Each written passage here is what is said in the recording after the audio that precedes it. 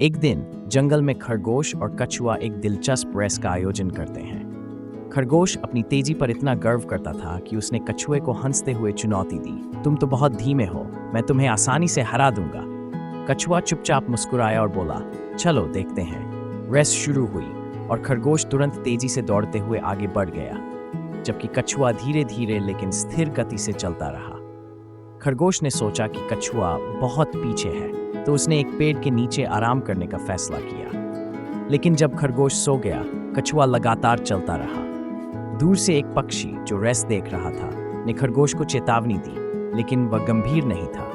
आखिरकार कछुआ रेस की रेखा के करीब पहुंचा और खरगोश को गहरी नींद में पाया। कछुआ ने उम्मीद नहीं छोड़ी और आखिरी कदमों पर पहुंचकर रेस जीत ली।